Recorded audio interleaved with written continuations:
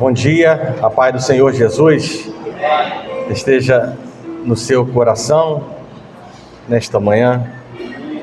Está um pouquinho abafado o microfone.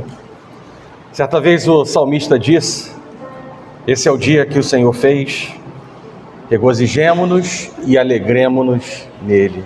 Amém? E essa é uma passagem, um versículo que tem validade para todos os dias de nossas vidas.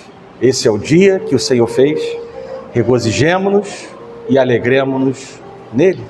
Então não importa aquilo que você viveu no dia de ontem, porque a palavra de Deus também vai dizer que as misericórdias do Senhor, elas se renovam a cada manhã sobre nossas vidas. Amém? E quando nós temos expectativas, quando nos achegamos ao Senhor, o Senhor que sonda e conhece o nosso coração, o som não está bom. O Senhor que sonda e conhece o nosso coração,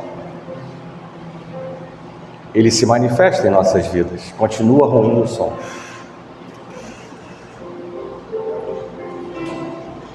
E nessa semana,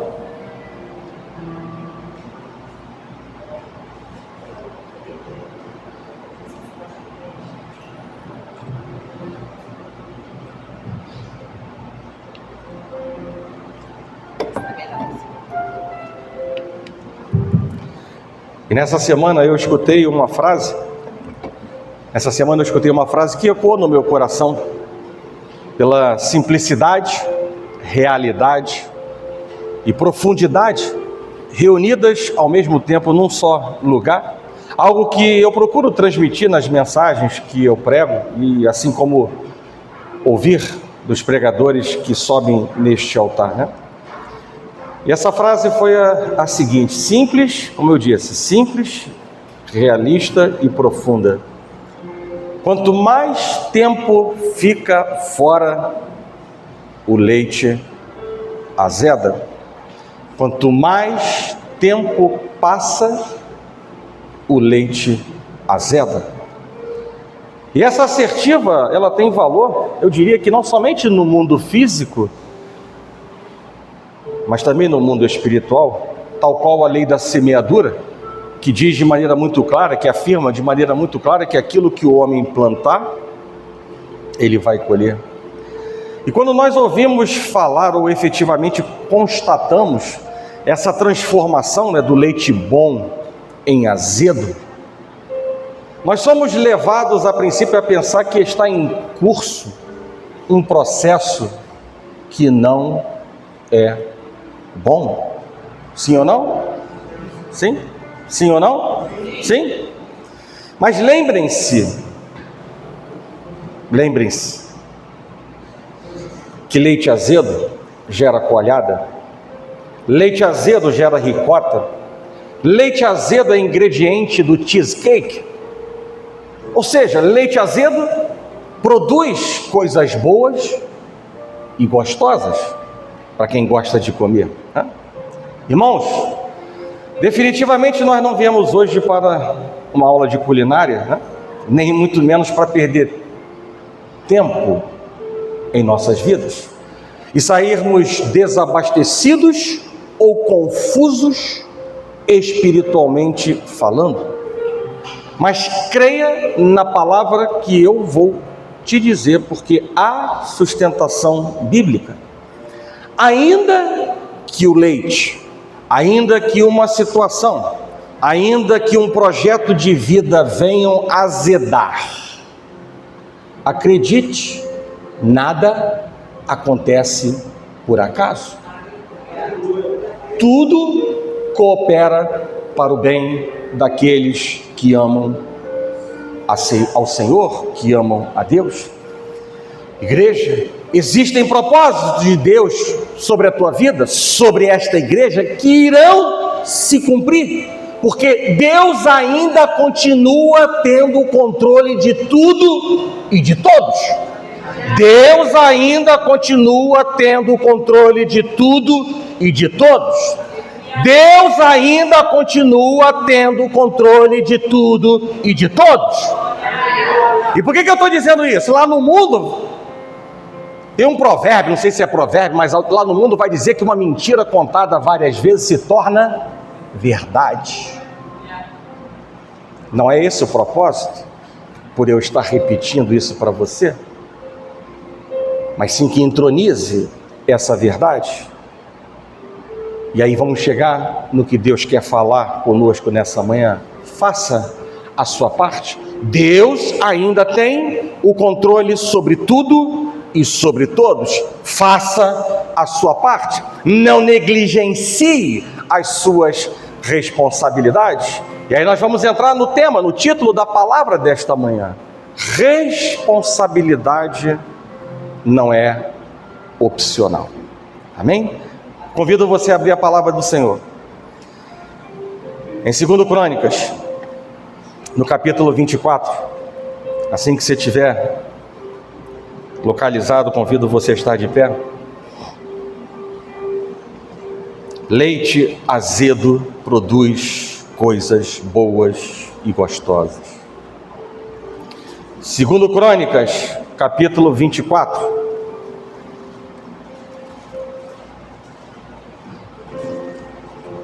Vamos começar pelo início, pelos versos 1 e 2, depois vamos dar um salto na profundidade do que a irmã Naná de vez em quando gosta de fazer, ela que é nadadora, né? Mas às vezes a irmã Naná fala comigo na segunda-feira, pastor, até domingo. Eu falei, irmã, temos quarta, temos quinta-feira, temos um encontro sábado também. Às vezes ela dá um salto tão profundo e tão longínquo, mas nós vamos ser dirigidos aqui pela palavra. Verso número 1 diz: tinha Joás 7 anos de idade, quando começou a reinar, e 40 anos reinou em Jerusalém. Era o nome de sua mãe Zíbia de Berseba. Fez Joás o que era reto perante o Senhor todos os dias do sacerdote Joiada. Fez Joás o que era reto perante o Senhor todos os dias, mas havia uma condicionante: durante os dias da vida do sacerdote Joiada.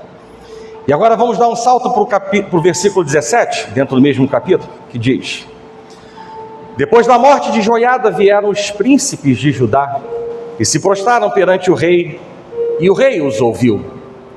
Deixaram a casa do Senhor, Deus de seus pais, e serviram aos postes ídolos e aos ídolos. E por esta sua culpa veio grande ira sobre Judá e Jerusalém. Porém o Senhor lhes enviou profeta para os conduzir a si. Estes profetas testemunharam contra eles, mas eles não deram ouvidos. O Espírito de Deus, verso 20, se apoderou de Zacarias, filho do sacerdote Joiada, o qual se pôs em pé diante do povo e lhes disse: assim diz Deus, porque transgredis os mandamentos do Senhor de modo que não prosperais, porque deixastes o Senhor, também Ele vos deixará. Conspiraram contra ele e o apedrejaram por mandado do rei no pátio da casa do Senhor.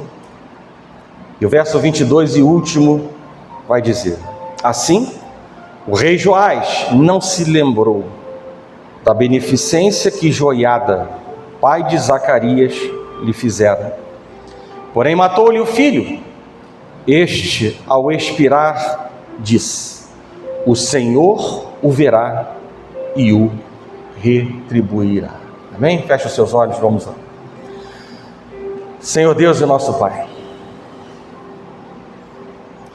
graças te damos, Pai, pela oportunidade de estar na sua casa, na sua presença, com expectativas de que o Senhor se manifeste, que o Senhor fale aos nossos corações, porque precisamos ouvir a sua voz.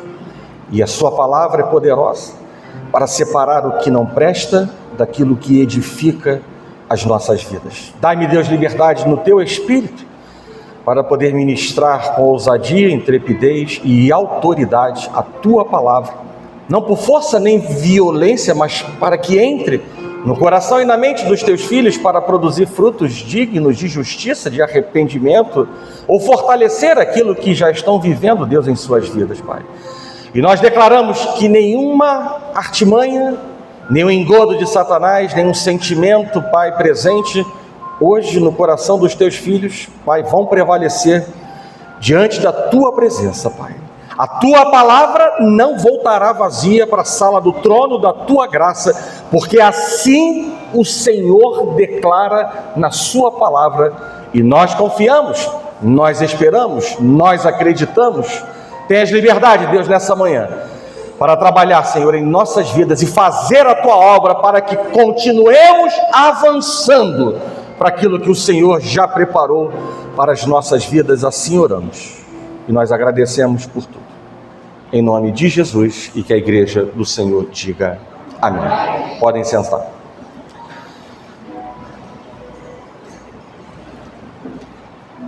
A ascensão de Joás ao trono em Jerusalém, ela foi mais um exemplo da fidelidade de Deus em cumprir as suas promessas, porque Deus havia prometido a Davi que haveria um herdeiro perpétuo.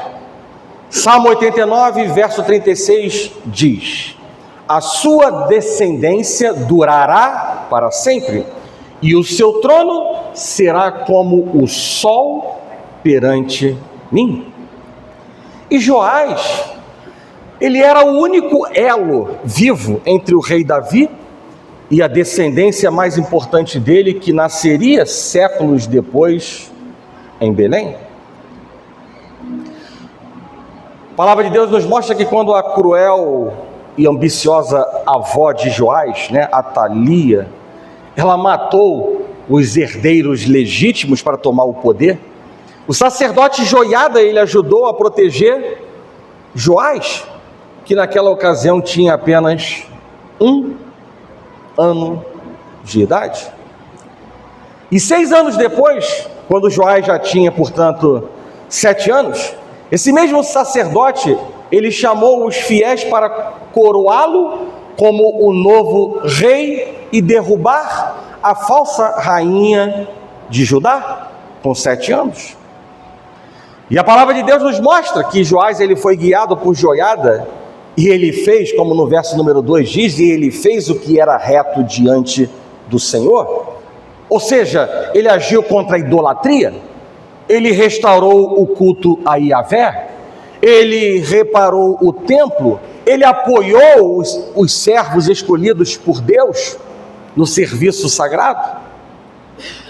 Entretanto, a palavra de Deus nos mostra que depois da morte de Joiada, o rei Joás, ele se exaltou contra o próprio Senhor, e ele se desviou daquele caminho que o sacerdote havia ensinado a ele.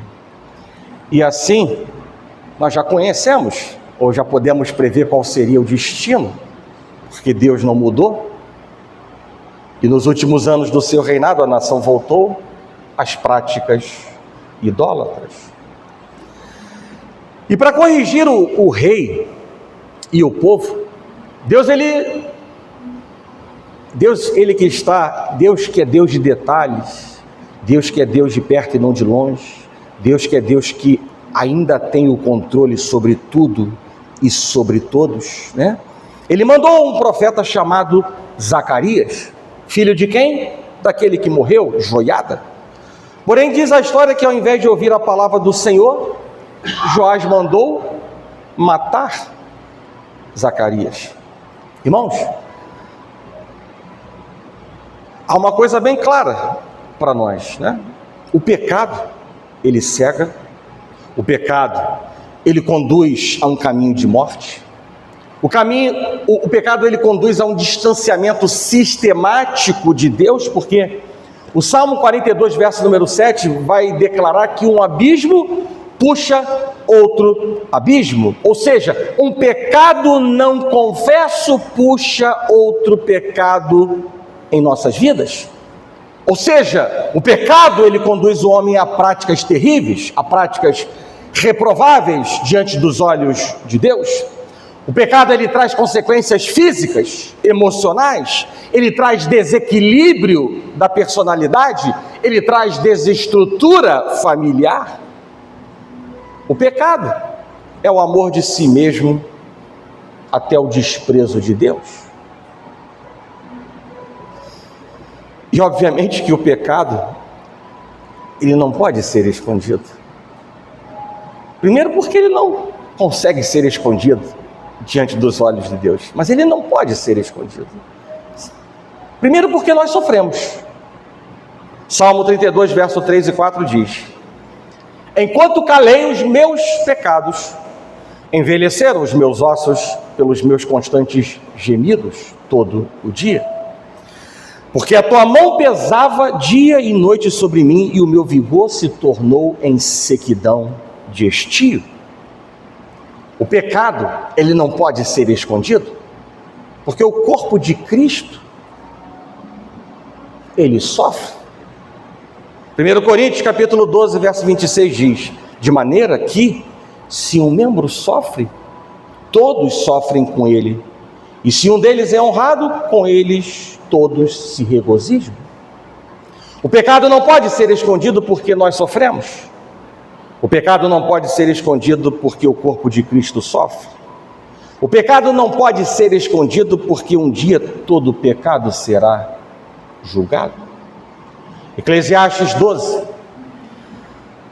versos 13 e 14 e dizem: de tudo o que se tem ouvido, a suma, ou seja, o resumo é o seguinte, preste atenção, de maneira bem resumida a palavra de Deus diz: teme a Deus e guarda os seus mandamentos, porque isso é o dever de todo homem. E aí continua a palavra de Deus dizendo: porque Deus há de trazer a juízo todas as obras, até as que estão escondidas, quer sejam elas boas, quer sejam elas más.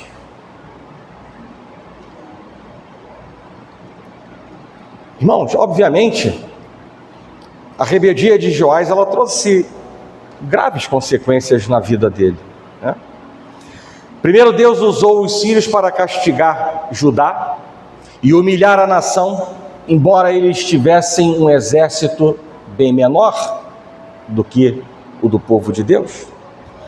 E segundo Joás, ele foi assassinado e não foi sepultado com as honras que normalmente eram dadas aos reis. E aí preste atenção no que eu vou começar a dizer a partir de agora, né? Nós podemos entender que o declínio moral de Joás, ele ocorreu, né? E isso serve de um alerta importante para nós, porque a sua fé era superficial.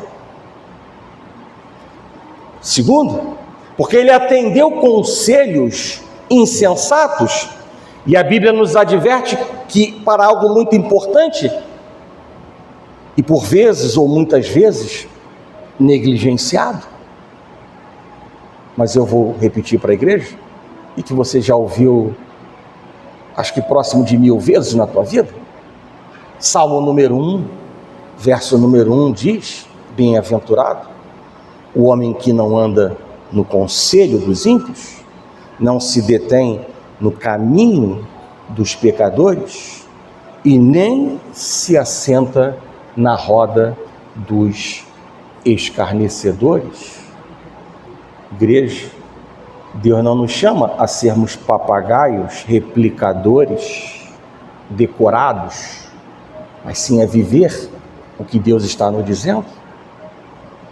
Outro fator que contribuiu para o declínio moral de Joás, ele se tornou tolerante nas questões espirituais, renunciando aos princípios divinos que foram confiados, transmitidos a ele.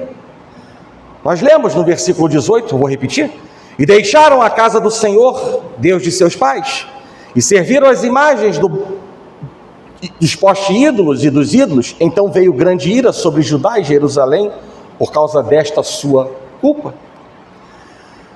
Irmãos, nós não podemos de maneira nenhuma tolerar o que está errado. Nós não podemos tolerar aquilo que Deus repugna. Nós precisamos ser radicais no bom sentido da palavra. O que é certo, o que é errado. O sim é sim, o não é não. Não somos chamados para relativizar o que Deus chama de absoluto em nossas vidas. Nós precisamos chamar de pecado aquilo que Deus qualifica como pecado. Nós precisamos respeitar os limites estabelecidos na palavra de Deus. Deus é sempre claro, Deus nunca nos conduz a uma zona cinzenta, porque Deus não é Deus de confusão. Deus não libera palavras no seio da sua igreja para trazer confusão e revolta. Deus, Ele não gera dúvidas no coração dos seus filhos.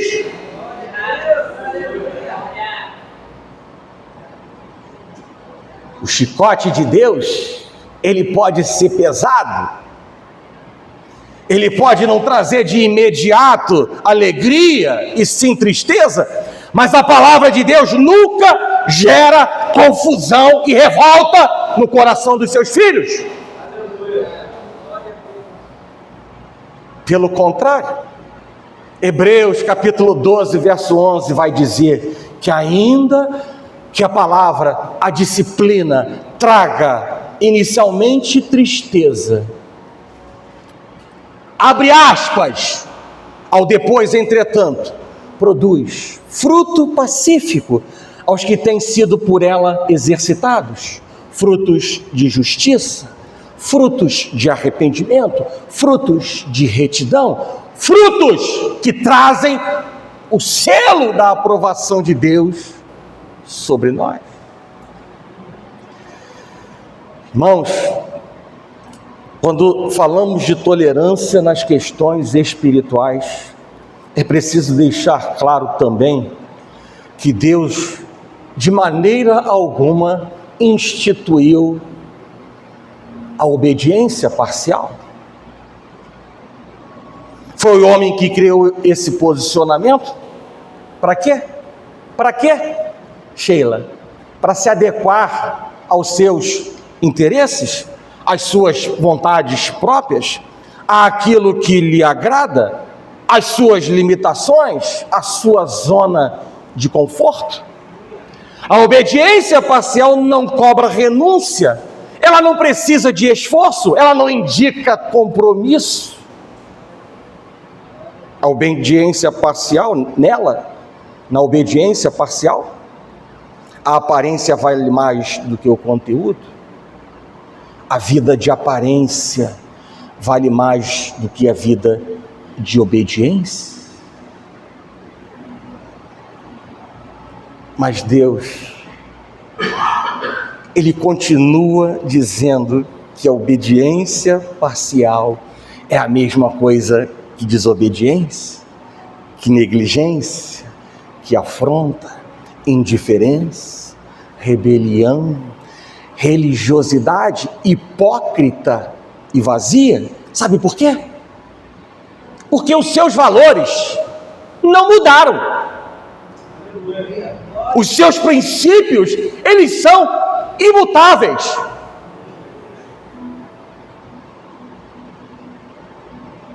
Porque Ele é o mesmo de ontem. E assim será no amanhã. E não diferente no hoje. Joás, ele declinou moralmente também porque não deu ouvidos à voz de Deus. Logo, a voz de Deus que chama à existência coisas que não existem. Haja luz nas trevas e houve luz. E eu quero ampliar a visão da igreja, porque essa situação é uma situação que transcende a criação do mundo e que ecoa no tempo e no espaço para alcançar homens e mulheres que estão em trevas, mas querem viver algo novo em Deus, que estão sem expectativas, mas deixam Deus trabalhar em suas vidas. estão sem planos e estratégias para reverter alguma adversidade, mas se derramam diante de Deus, se derramam na presença de Deus, e assim verão as trevas serem transformadas em luz. E por tudo isso, Joás, ele recebeu o juízo divino, morrendo tragicamente depois de uma conspiração. Veja ou escute mais uma vez o que eu já disse neste altar e que está na palavra de Deus em Gálatas, capítulo 6, versos 7 e 8, que diz assim: não vos enganeis, de Deus não se zomba, porque aquilo que o homem semear, isso também ceifará. Porque o que semeia para a sua própria carne, da carne colherá corrupção, mas o que semeia para o Espírito, colherá vida eterna. E tudo que eu disse até agora foi apenas uma pequena introdução para transmitir duas importantes mensagens para a igreja. A primeira é o perigo de ter uma visão espiritual emprestada. E a segunda, o fato de que a transgressão bloqueia a prosperidade em nossas vidas. Ter uma visão espiritual emprestada, dependente do pastor, dependente de um líder, dependente do homem, é perigoso. Perigoso por quê? Porque se ele tropeça, você também pode vir a tropeçar, ou em alguns casos perder a sua motivação para estar na casa, na presença de Deus. Sim ou não? Sim. Sim. Irmãos, nós precisamos ser vigilantes, porque existem pregações com potencial para gerar confusão, gerar inquietação, gerar dúvidas, gerar uma espécie de relaxamento espiritual, não um convite ao spa, mas é um convite à negligência espiritual, um relaxamento espiritual, desobediência, falsas doutrinas, heresias, dentre outros efeitos colaterais daninhos que poderíamos elencar nessa manhã. E eu diria que desde os primórdios do cristianismo, as heresias, as falsas doutrinas, elas ameaçaram a igreja do Senhor. E ainda hoje há muitas heresias perniciosas, travestidas de verdades, seduzindo os incautos. E essas falsas doutrinas têm um gosto mais palatável e são mais atraentes ao paladar dos pecadores, porque o seu conteúdo, o seu conteúdo, ele pode ser ou é venenoso. Igreja, uma heresia nem sempre é a negação aberta de uma verdade, mas a adição de uma inverdade dentro da verdade. É a mistura do erro com a verdade. É o acréscimo daquilo que não está na Escritura, ou a subtração daquilo que está expressamente ensinado na palavra de Deus. Nós não podemos ir além e nem ficar aquém. Só a Bíblia é a palavra de Deus e toda a Bíblia é a palavra de Deus. Quando pregadores colocam as suas próprias profecias no mesmo nível ou em lugar da Escritura, eles estão injetando esse veneno mortífero da heresia na igreja. Quando pregadores colocam suas experiências, por mais emocionais ou sensacionais, no lugar do evangelho, estão induzindo o povo a cair nas malhas perigosas da heresia. Irmãos, precisamos ser vigilantes, porque nós estamos diante de várias mensagens distorcidas. A teologia da prosperidade é uma delas. Prega que Deus deseja que todos os seus seguidores, eles sejam o quê? Ricos e saudáveis, e que a pobreza ou a doença são sinais do quê? Da falta de fé ou do pecado. E essa mensagem muitas vezes transforma, sabe o quê? A fidelidade, como o dízimo e as ofertas, transforma a fidelidade em uma moeda de troca, para obter bênçãos materiais, o que é visto ou pode ser visto como uma exploração da vulnerabilidade das pessoas. O antropocentrismo é outra mensagem distorcida. Talvez eu tenha falado grego para você, né? O antropocentrismo é uma mensagem distorcida, né? Mas agora você vai entender, né? Que coloca o ser humano e seus desejos no centro da mensagem em vez de Cristo. Muitas pregações têm focado nas necessidades, nos sentimentos, no potencial humano, em vez de focar na natureza de Deus, na obra de Deus, na santidade.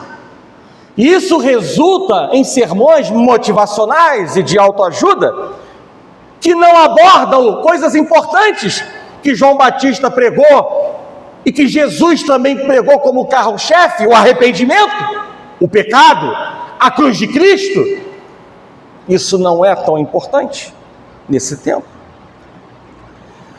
Escutamos pregações que vão dizer que quem é salvo não é pecador.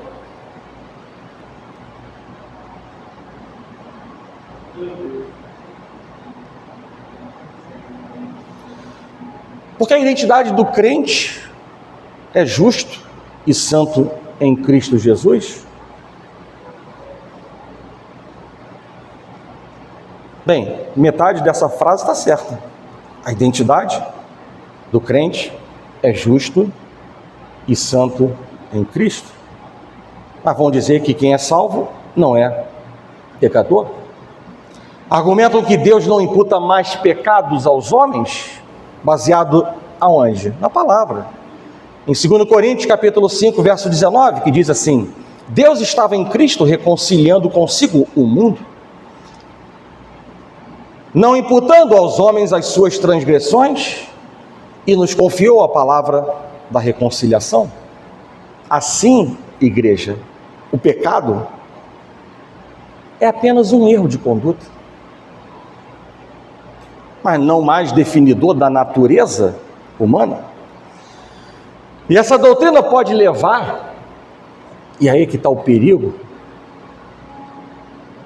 porque a comunicação ela precisa ser clara de quem prega para quem escuta. Não adianta eu falar bonito e você não entender. Não adianta eu filosofar e você não entender. Não adianta eu falar coisa bonita que não procede de Deus. Não adianta falar algo do meu coração que não é da vontade de Deus. Nada vai acontecer.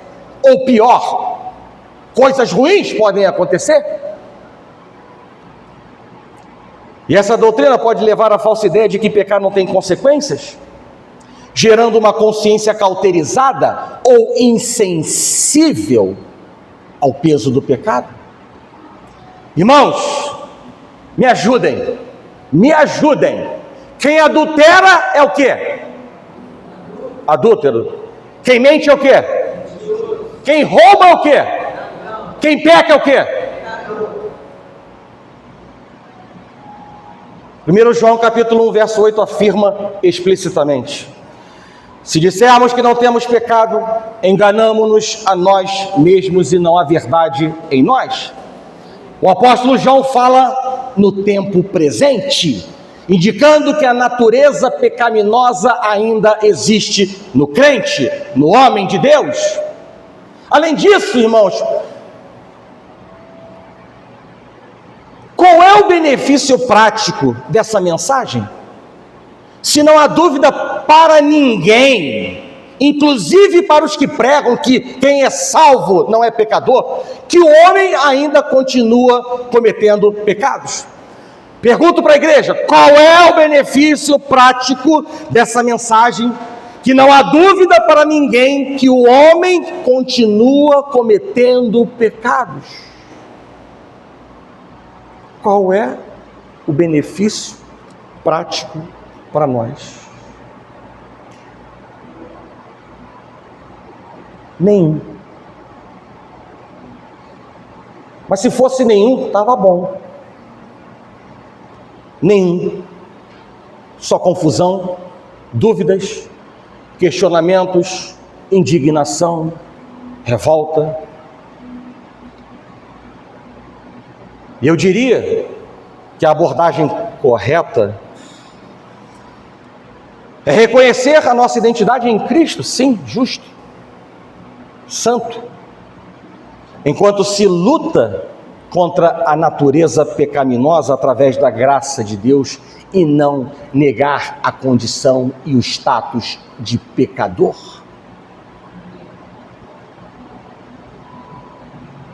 Escutamos pregações que vão dizer que Deus não tem o controle de tudo, porque senão nós seríamos robôs.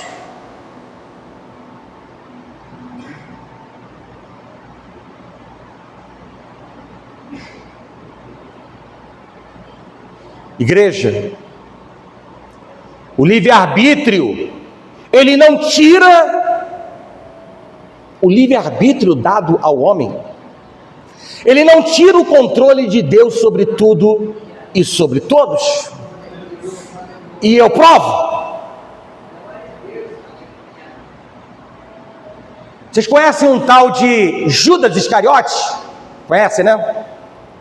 Pergunta que eu faço para a igreja: ele também tinha o livre-arbítrio para decidir? Sim ou não? Sim, né? Tinha. E a palavra de Deus vai dizer para nós que lá na última ceia, ainda não tendo consumado, Jesus disse: um entre nós vai me trair.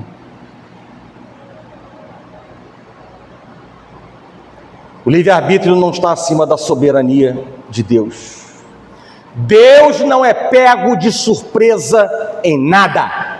Ele é e continua sendo o Senhor da história, o início e o fim de todas as coisas. Deus ainda continua tendo controle sobre tudo e sobre todos.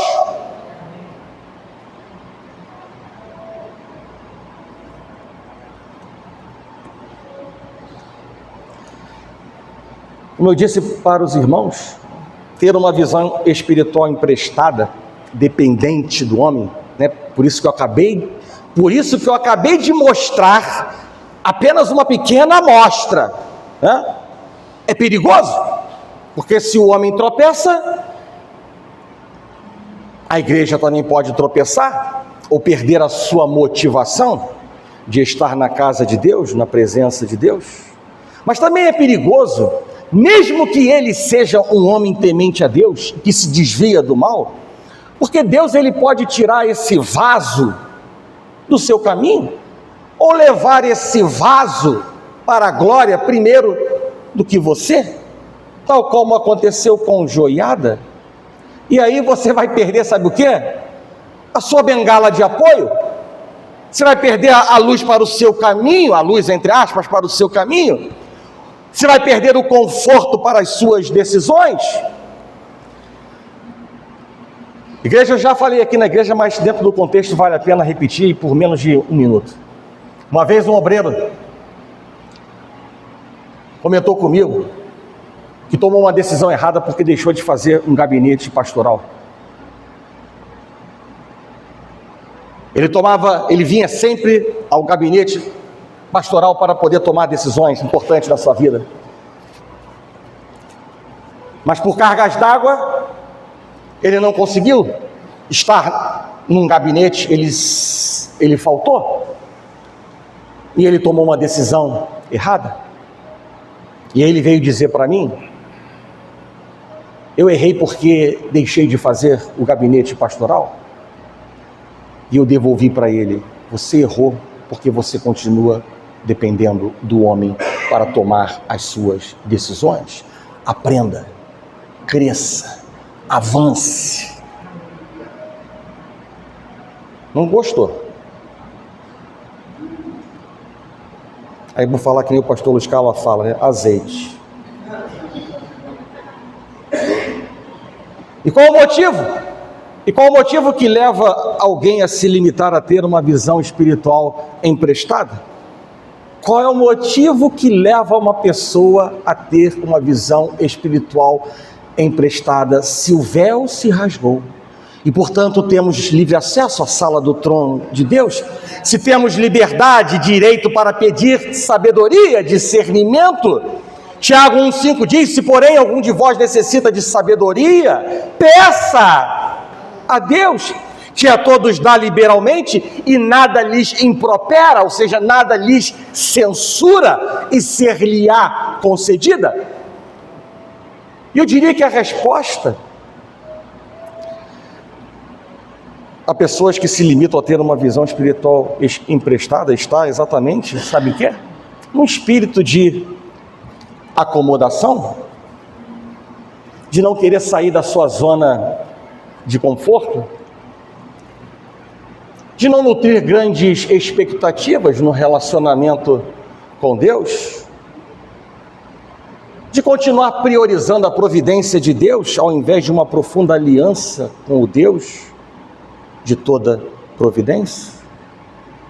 Irmãos, a intimidade com Deus, a visão espiritual exigem de nós o preço da santificação, da renúncia de si, da obediência à vontade de Deus, mas nem todos estão dispostos a viver nesta dimensão, segundo esta proa, esta direção. Irmãos, responsabilidade não é opcional. Não negligencie suas responsabilidades.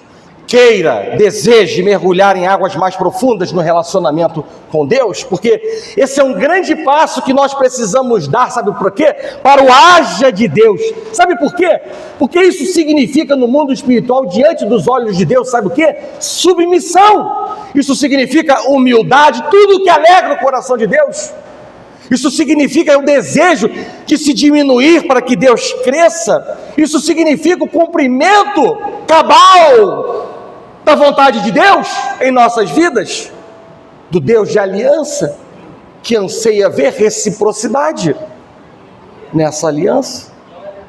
E o que eu estou falando tem sustentação na palavra de Deus, quando o próprio Deus diz, é Isaías no capítulo 1, verso 19: se quiserdes e me ouvirdes, comereis o melhor desta terra. Existem coisas que Deus não fará por você, mas se você quiser e você ouvir no sentido de entronizar o convite, a exortação, a repreensão, a disciplina, diz o Senhor que você comerá o melhor desta terra. Haverá prosperidade, e isso abarca a prosperidade espiritual, o discernimento dado pelo Espírito Santo para tomar decisões com segurança, sem medo de errar, sem nutrir qualquer tipo de preocupação ou ansiedade no coração, trazendo a reboque a libertação da visão espiritual emprestada. Não negligencie suas responsabilidade. Deus ainda continua tendo controle sobre tudo e sobre todos, mas não negligencie suas responsabilidades. A segunda importante mensagem que eu disse é que a transgressão, ela bloqueia a prosperidade. E segundo o dicionário bíblico, transgressão significa o quê? Desobediência, ir além dos termos ou limites estabelecidos, infringir, não respeitar leis, regulamentos. Irmãos, eu diria que não há dúvidas de que adulterar, fornicar, mentir, roubar, homens e Deus, fofocar, semear contendas, precipitação, tudo que não provém de fé, eu diria que tudo isso, eu acredito que vocês estejam em unicidade comigo, tudo isso é pecado. Sim ou não? Sim. Tudo é pecado. Mas no rol dos pecados também está a omissão. Traduzindo em miúdos, ser negligente, descuidado com as próprias responsabilidades. E a omissão, ela também bloqueia a prosperidade. A omissão, ficar em cima do muro, querer agradar a Deus e aos homens ao mesmo tempo, bloqueia a prosperidade em nossas vidas. Tiago, no capítulo 4, verso 17, vai dizer: aquele que sabe que deve fazer o bem e não faz, está pecando. E você já não é inocente, e eu também, de muitas coisas. Então, se eu devo e posso fazer algo, mas não faço, eu estou pecando. Porque eu estou sendo o quê? Omisso, sendo negligente, sendo descuidado com as próprias responsabilidades. Veja, irmãos, que isso vai além das nossas obrigações. Isso inclui a nossa capacidade de fazer, de agir, de tomar ação. Mas muitas vezes, ao invés da pessoa colocar força em suas responsabilidades e fazer o que ela pode e ela deve fazer, ela prioriza, sabe o quê? As desculpas.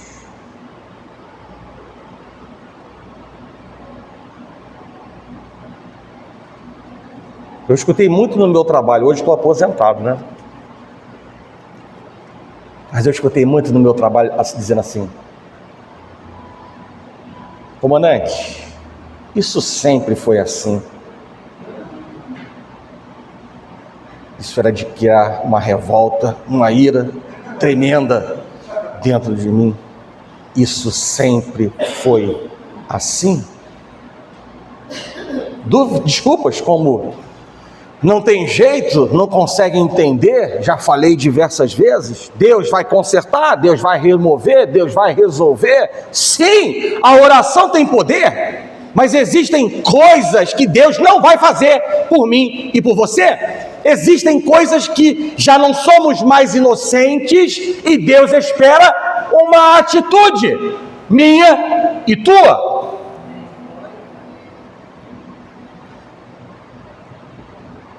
Tiago, no capítulo 1, verso número 22, diz: tornai-vos, pois, praticantes da palavra. E não somente ouvintes, enganando-vos a vós mesmos. Ou seja, de maneira geral, não negligencie a ordem de Deus, porque diz o Senhor no verso 25 desse mesmo capítulo, que o operoso praticante, ele será bem-aventurado naquilo que ele realizar.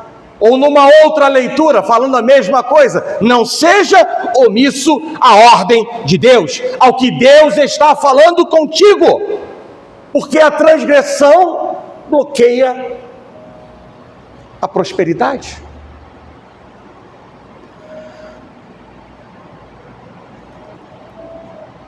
Segundo Timóteo, no capítulo 2, versos 24 e 25, eu vou trazer alguns, já caminhando para o fim. Quando eu falo fim, vocês às vezes ficam com expectativa de que vai acabar em 1 minuto, mas o meu fim demora 10 minutos, né? Mas já caminhando para o fim, né? Segundo Timóteo, no capítulo 2, versos 24 e 25, mostra que é necessário que o servo do Senhor, ele discipline com mansidão os que se opõem. Portanto, não negligencie a disciplina, porque isso bloqueia a prosperidade na tua vida. Pai, mãe, aqui presentes nesta manhã, não negligenciem a disciplina sobre os seus filhos. Seu filho não pode passar a fazer o que acha melhor ser feito e você perder a autoridade sobre ele, ou ser degradada essa autoridade para uma autoridade do grito ou das ameaças. Líder de ministério ou de qualquer outra coisa, não negligencie a disciplina, porque isso pode afetar 3 diferentes níveis: o liderado, o próprio líder e o ministério ou o grupo. Então, de maneira clara, mais uma vez eu digo, não negligencie a disciplina, porque isso bloqueia a prosperidade na sua vida. Irmãos, eu não tenho que pedir perdão por estar fazendo tanto uso da palavra de Deus, né? Mas é ela que tem poder. É ela quem tem poder de transformar nossas vidas. Ela quem clareia a obscuridade dos nossos pensamentos. É ela em que a gente não precisa colocar nada, absolutamente nada, para dar um tiro certeiro no coração carnal do homem. 2 Timóteo, capítulo 4, verso 2, presta atenção. Você que, falo com diáconos, pastores e aqueles que vão subir no altar, e um altar pode ser a sua própria casa, para ministrar a palavra de Deus. 2 Timóteo, capítulo 4, verso 2, diz assim: prega a palavra, insta, quer seja oportuno, quer não. Agora presta atenção no que vai dizer esse versículo. Prega a palavra. Com qual propósito? Aí ele vai dizer assim: corrige, repreende, exorta, com toda a longanimidade. E faltou uma coisa muito importante, não é só com paciência não, faltou uma coisa muito importante que faz toda a diferença: com longanimidade e doutrina.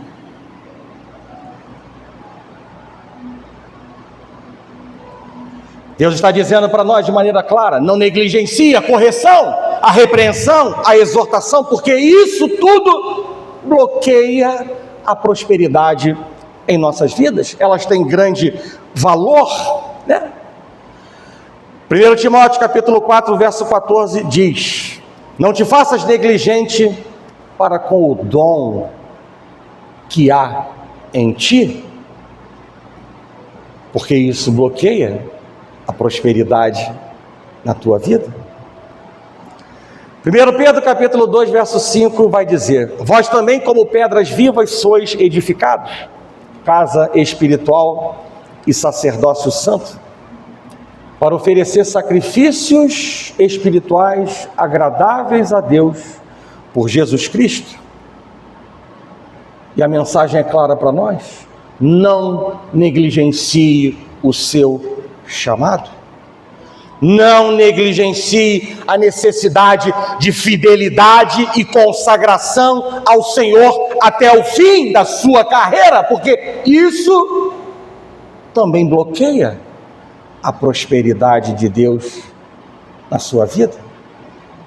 Igreja, Não negligencie suas responsabilidades, suas decisões, seus posicionamentos, porque Provérbios, no capítulo 18, verso 9, vai dizer para nós, de maneira bem clara, resumida e direta, que quem é negligente no seu trabalho é irmão do destruidor. Quem é negligente no seu trabalho é irmão do destruidor. Não aceite viver debaixo da pequenez da visão espiritual emprestada. Eu não quero que você dependa de mim para viver nem tomar as suas decisões. Eu não fico feliz por você me procurar e eu ser alvo de perguntas e questionamentos dentro da igreja. Eu estou à disposição da igreja mesmo de férias. Mas o que eu tenho pelejado nesta igreja é fazer com que a igreja cresça, porque o seu crescimento me alegra, assim como o coração de Deus. O seu crescimento te torna menos dependente do homem, menos passível ao erro e mais preparado para Deus te usar e consolidar aquilo que Deus está fazendo nesta igreja, e não ser apenas uma só voz. Me alegra muito quando eu cheguei nesta igreja há quase 3 anos atrás, e um pedido que eu fiz a Deus foi: Deus, distribua dons dentro dessa igreja. Eu não sou mais importante do que ninguém, mas quanto me alegrou no momento de maior luta dentro dessa igreja, eu escutar uma irmã que trazia um sonho, uma revelação.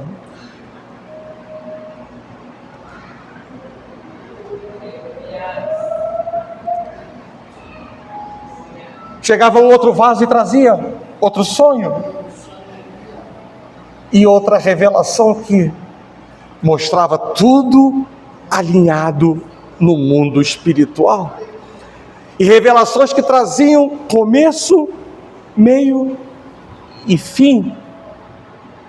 Quanto isso me alegrou no momento mais duro de vencer grandes leões dentro dessa igreja, grandes obstáculos dentro dessa igreja, porque antes importa agradar a Deus do que aos homens, e isso não é fácil viver. Não é fácil viver com equilíbrio. Com desequilíbrio é fácil, né? Dá o chicote, dá a sapatada, mas com equilíbrio é difícil. Olho no olho, não pode, não vai subir no altar. Não é fácil. Há um preço. Mas isso me alegrou muito. Por isso eu reforço isso nessa manhã. Não aceite, eu estou 24 horas disponível para a igreja. Saí 2 semanas, mas o meu celular não deixou de tocar. Eu não deixei de receber mensagem. Eu não deixei de resolver problemas. Eu não deixei de apagar incêndios. Mas eu vou repetir o que eu disse: não aceite viver debaixo da pequenez, da visão espiritual emprestada. Não negocie com a carne. Anule os intentos da carne, porque a transgressão, a omissão, bloqueia a prosperidade. E agora sim, para finalizar, e esse finalizar é finalizar mesmo, né? Há uma palavra profética para a sua vida nesta manhã. E eu falo profética não para dar maior valor. Eu falo profética não para dar maior valor ao que eu quero que aconteça, ou para dizer que eu sou profeta de Deus. Falo profética porque 2 pré-requisitos estão presentes. procede de Deus e vai se cumprir na tua vida. Por isso, com humildade e temor a Deus, eu abro aspas para dizer: se quiserdes e me ouvirdes, comereis o melhor desta terra, assim diz o Senhor dos Exércitos, fecha aspas, porque isso procede de Deus, e Deus não é mentiroso para deixar de cumprir o que Ele fala e continua falando com a sua igreja, porque Ele ainda continua tendo o controle sobre tudo e sobre todos nesta terra. Feche os seus olhos.